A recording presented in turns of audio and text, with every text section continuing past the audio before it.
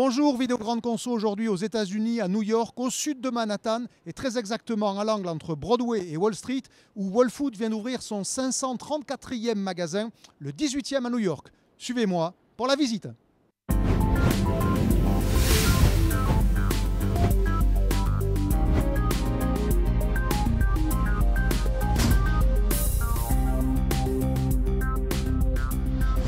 Whole Foods est la propriété d'Amazon depuis 2017. Mais ce dernier magasin marque une forme de détachement avec sa maison mère. Il n'y a ici que 3 liens plus ou moins visibles avec Amazon. Le corner pour retirer les commandes online, le prix Prime sur certains produits et la possibilité de payer via la technologie Amazon One basée sur la paume de la main. Pour le reste, c'est un Whole Foods classique, l'inspiration art déco en plus, liée au bâtiment presque centenaire. Les 3 piliers classiques du concept Whole Foods sont bien présents. D'abord, il y a la théâtralisation et le soin apporté à la présentation. C'est particulièrement vrai ici, au rayon fruits et légumes, avec quasiment tous les fruits et légumes présentés soit sous forme de pyramide, soit globalement dans des armoires verticales, dans des panières.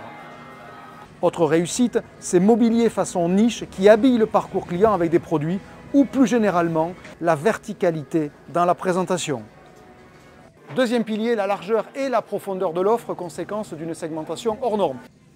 Regardez ici le cas du beurre. Sur le segment des beurres exotiques, donc des beurres d'origine, on a ici par exemple du beurre de Nouvelle-Zélande, on a du beurre de chèvre qui vient d'Angleterre, on a du beurre islandais, on a du beurre français avec Isigny, sans compter les déclinaisons qu'il y a sur des beurres locaux, mais par exemple avec du basilic, avec de l'origan, avec de la lavande, avec du safran. Bref, la largeur et la profondeur d'offre sont toujours un élément fondamental chez Whole Foods. En revanche, toujours aussi peu de marques nationales. Exemple ici, le rayon céréales, où les rares signatures de General Mills sont reléguées tout en bas du rayon. Troisième pilier de Whole Foods assez classique, c'est toutes les solutions repas. Ça occupe ici dans ce magasin l'ensemble du rez-de-chaussée avec 4 îlots libre-service dans lesquels le client peut trouver 15 plats cuisinés différents, 18 crudités, 12 soupes différentes, ce qui est objectivement hors norme. Et puis, vous avez une barre de service avec sushi et un comptoir sur lesquels se rajoutent 60 références supplémentaires de produits qui sont à consommer immédiatement. En revanche, toujours le même écart entre la promesse de l'enseigne faite de bio et de naturalité et la réalité de son offre.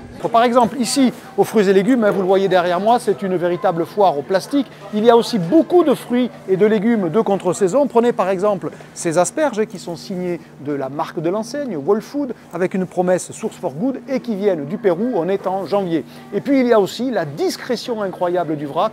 Il n'y a uniquement que 2 spots, un pour le café et un pour le beurre de cacahuète. Dernier exemple est sans doute le symbole le plus marquant de ce grand écart qu'il y a entre la promesse de l'enseigne et la réalité. Cette mise en avant massive, vous le voyez ici, d'eau en bouteille. C'est de l'eau qui vient de Seattle, à l'autre bout du pays, dans l'État de Washington, qui a traversé tous les États-Unis et qui en plus, très symboliquement, constitue la première offre dans le magasin quand on rentre depuis la rue.